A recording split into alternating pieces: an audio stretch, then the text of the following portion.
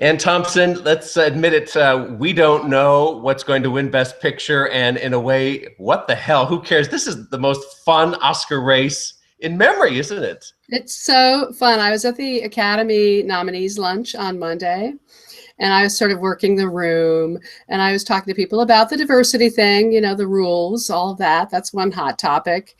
You know, how much are they going to change? How are they going to rejigger them? And then, you know, nobody knows. I mean, one person is taking me aside and explaining why Spotlight can't win. And someone else is telling me it's their favorite movie and why it will win. And the same thing goes on with The Revenant. The same thing goes on with Spotlight. It's among those three. Now, going back to January 20th, up to that point, you were predicting Revenant. Then you made your shift to Spotlight. That's currently your prediction. What's your thinking as of this point right now, which is what, February 10th? You know, you just go into one room after another. I mean, you know, I was up at the Santa Barbara Film Festival, right? And they had a special tribute to Ruffalo and Keaton and McAdams, and I listened, and I could see how they're, you know, fashioning. And then when you go to I went to the DGA on Saturday night, and I saw how they were fashioning. Each of the directors got to have a pitch, you know, for the intro person. Like Matt Damon was pitching The Martian, and that's what, in effect, what it was. And wrote his own speech. And you know, and Leo was pitching The Revenant, of course. And you can just hear how each of you know that there are people behind the scenes who are like, you have to make it more serious. You have to make it more serious. You have to give it gravitas. You have to give it the right emotional sell. And I also had my screenwriting panel on Saturday with 9 Oscar-nominated screenwriters, you know, and I have to say, Spotlight, there's warmth in the room. I don't know how else to explain it to you. That is my instinct. It is a gut feeling that's the one with the emotion attached. Revenant isn't about anything that's emotional. That's about admiring. That's why we could argue, you know, Inarritu is, you know, very strong candidate, won the DGA, second year in a row, first time in the DGA history. He could be the one to win director a second year in a row, and that would be historic. Only happened twice before. But I just don't feel it. I don't feel it for The Revenant. So Leo wins. Leo wins. Lubezki wins. But here's my scenario, and that is, and I've got Big Short up there now. It's because I'm a coward and a weenie, and I'm going with PGA because they've never been wrong since the preferential ballots come in. But every 10 minutes I'm tempted. That wasn't that long ago. I know. But I'm tempted. What kind of a stat is that? Every 5 minutes I'm about to change to Spotlight or to Revenant. But here's the Revenant argument I think that you can make. And that is, if you say that Birdman won Best Picture last year because it was, I'm sorry, let me shut that off. Well, because it was everybody's second. I mean, hold on.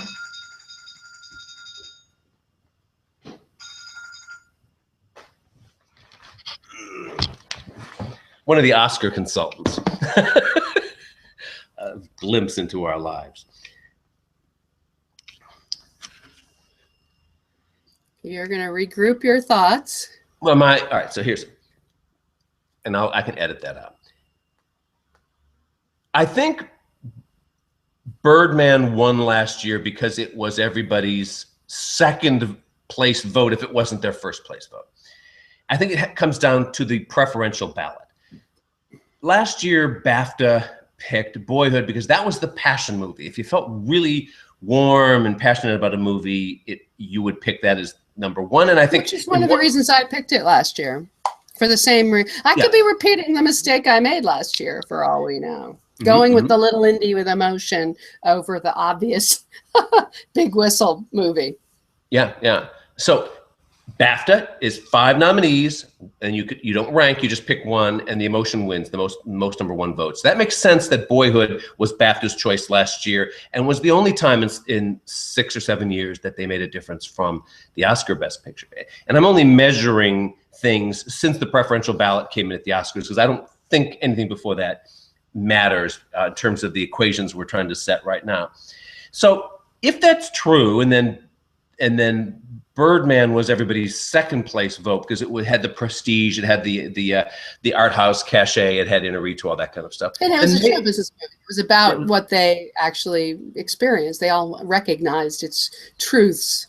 Yeah, and so what that suggests is the number 2 movie in this preferential ballot wins, right? So I would argue in a way, and then I would argue against it, that Revenant is that second place movie because, all right, you're filling out your ballot as an Oscar voter and you check off Inarritu for director, Leo for actor, you check off cinematography, maybe one of the sound things. And pretty soon, when you've got your passion movie at number 1, it's like Revenant is just by default your number 2, isn't it? No, I think it's going to do very well. I agree with you. I guess one of my theories is that the Spotlight and the Big Short are going to split, and Revenant could go up the middle. You know, that is another scenario. Because they have similar constituents. Sasha ran an article the other day that I thought was brilliant, and just in terms of making us think on this subject. And she said, all right, let's try to get to the bottom of this by looking at Rotten Tomatoes and just taking these 3 movies and which films had the most negative reviews, and that would tell us that it's the most divisive, so therefore it'll be ranked high and low, and therefore it won't be that steady number 2 or 3 vote. So Revenant, and they all had about 220 reviews. Revenant by far had the most negative reviews, like 50 or 60 compared to 9 for Spotlight. So that's an interesting way to measure things too, that Spotlight was slow and steady up near the top. I think that's true. And I just think that's going to continue to be true. But the argument against Spotlight, again, everybody keeps saying you can't win Best Picture with only one other win. And the only other win it's going to get is screenplay. It's really not going to win anything else. No. Whereas you could go through the Revenant and say it's this and this and this and the 2 sound categories. And meanwhile, I'm still arguing that George Miller, who lost the DGA, has a chance to win, that he's going to win some of these categories too. That Mad Max could win a few things. Absolutely. And Big Short should win adapted screenplay and editing. So already all of these movies have more wins than Spotlight. And I'm not sure that really matters in a way, because look at Argo, look at 12 Years a Slave. They only won 3. Do you really need that many anymore? We just don't know what the new math 3 is. looks better than 2. I know. Or that's the thing. Right. And the low number of nominations Spotlight and Big Short have could hurt too, the 5 and 6 stuff. It may suggest that there's not enough support across the branches to prevail. For example, you can go back to... the actors are behind both of all 3, obviously. That's true. And the acting ensemble is a big thing to win. It really is, the SAG ensemble, as the PGA is. But that tells you there's a very close race. That's all. It's a close race. That's fun. I know it is, but it's driving me crazy, Anne. I want to know. It's like Christmas. What's in the package? It's fun. Do you go to the Oscars? I mean, do you sit in the theater ever? No, I've never done that because I like the dual screen experience at home on the run the back press room feed on your computer and watch the Oscars and then live blog. You can do that? You can get the live feed from the press room? There's no reason to go to the Oscars anymore, to that press room. It's a waste of time. Well, we send somebody who covers it from there, covers the bleachers. I get to go, so I'm going to go. Good. Well, that would be fun to do in the house thing. Yeah. Mm-hmm, yes. Mm-hmm. And so what's really fun about an Oscar show like this is you're sitting in the audience and everybody's like, and there's just so much at stake when people don't know the answer. There's a difference between a category where everybody does know, like Leo, and it's just an inevitability, and a situation when no one knows the answer, as it will be for director and picture. What would you say would be the biggest surprise that people wouldn't at the realize? Beginning of the show, you mean? Like just in terms of being there. Joel Siegel once told me, for example, but I think it was a great exaggeration when I would ask him, what's it like to actually to go? And he said, I'll tell you the thing. it's the biggest shock. He said, go to the men's room right before the Oscars, and the smell of vomit in there is disgusting. They're all nervous wrecks, and they're tossing their cookies.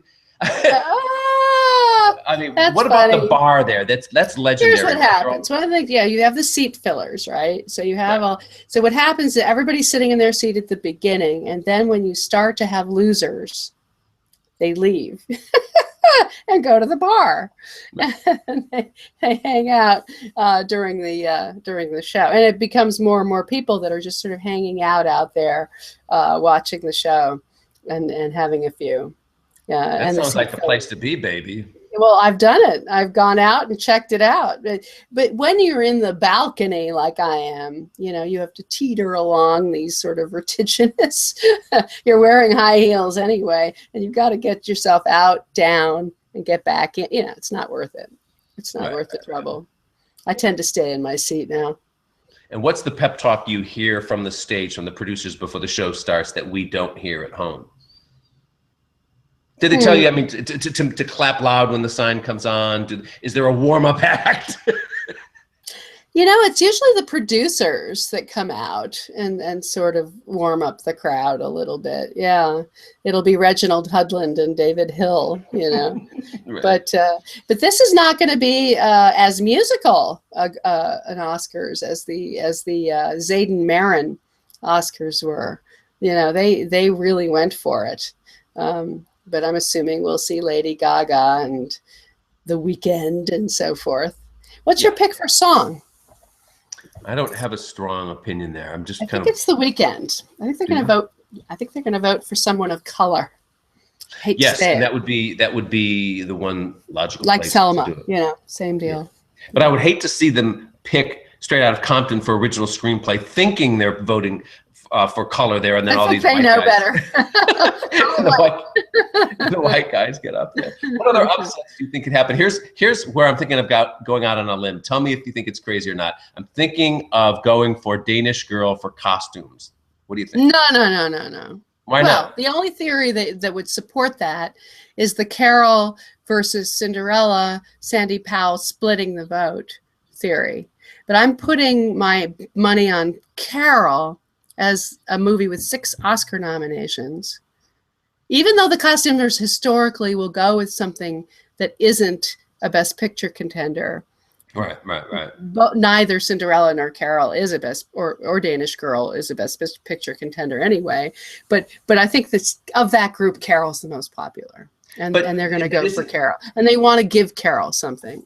That's true, but when predicting the Oscars, I think the best rule we could give people is that go with when it says best sound. Go with the voters are going for the most sound, so the loudest movies win. They're usually going for the most costumes. They're usually going for the most. That's why Cinderella would be the pick. Really? That would, yes, normally, but I didn't even know this movie existed. It's like isn't there a Cinderella movie every year? There's but they're they voted for things like Priscilla, Queen of the Desert in the past. Remember that woman wearing the American Express dress? Right. That was so cool. But Danish Girl, my theory would be is that really is the most costumes because of the frilly dresses and the rest of it. Carol, the costumes are really impressive and artistic and all that, but they're not the biggest costumes. They like those big gorgeous skirts. I know. Well, Cinderella has the biggest, I would argue. No, what do you think of the possibility that Mad Max at the beginning, like assuming editing is early in the night, that could win editing? I think it's going to. I think it's got the most everybody editing. Else. No, I think it wins. Because I was just trying to figure out if it was definitely going to be Big Short, which is sort of the assumed front runner. But it might. I think Mad Max could. Well, that's part of why we don't know the answer, because it's between those two. I think the Mad Max has the most editing, like Bourne Identity, whatever the most shaky camera stuff is, that almost always wins. And that is, of course, it could, and that is, in this case, Mad Max. But if Big Short is the presumed front runner for Best Picture, if it wins editing, it could win Best Picture. Correct, yeah. Whereas Mad Max won't, in any case. Right. And I'm still undecided about the girls, the supporting actors, actresses. I actually have moved my vote to Alicia Vikander. You'll be happy to hear, because it's for her whole. It's for her whole year. It's for all the films that she did this year. It's not just, you know. So who's in second place then? That's definitely Rooney Mara for me. Really? I don't think so. I think my definite is Kate Winslet. I think that there is still a contingent for her. She won the Globe. I still think that she gives the most performance in terms of, you know, the physical transformation, and I'm not and all that. And I think the accent, yeah, but and she goes through different age ranges. I love her performance. I think I would be. All of them are good. I think Jennifer Jason Leigh is amazing, but I would give Rooney and Alicia the advantage because they're best actresses. Really, they're lead roles, whereas the others are truly supporting. That's why they have the advantage, I think. Also, I guess the reason I think Rooney won at Cannes, and she was the biggest surprise, you know? I don't think people had seen her give that performance before, whereas Kate was more expected. Does that make any sense? Makes a lot of sense, because we expect the kind of dragon tattoo thing out of her, and you know, this kind of subtle, demure. Yes, and she's sexy, and she's the reactions are so beautiful. You know, the subtlety of the attraction between the two women. You know, it's just beautifully done. Lastly, do you have a strong prediction for BAFTA, or just a kind of a prediction for BAFTA? I do feel like Carol could do well at BAFTA and throw everybody for a loop. You know, Mad Max and Carol could do well there. It's a different sensibility. The Brits are a part of the Academy, but they're not the same. And Carol, I think, has the most nominations too. I mean, yeah, it did. It totally led the field. Yeah. So over there, Big Short is the only Best Picture contender that has support for screenplay and direction. You know, Spotlight doesn't have direction. Revenant doesn't have screenplay at BAFTA. So Big Short there is sitting pretty, but I don't think it has the snob appeal that a Revenant has for them. And remember, Inarritu has a BAFTA IOU because Linklater won last year. No, they could build some momentum there. That's all that it is. It's a momentum builder. It's a way of saying winner, winner, winner, you know, and trying to skew things a little bit. But it's not predictive. Sometimes it is, sometimes it's not. I know but I think there are important tea leaves there for us to absolutely spy. Always. One day I want to go. Yeah.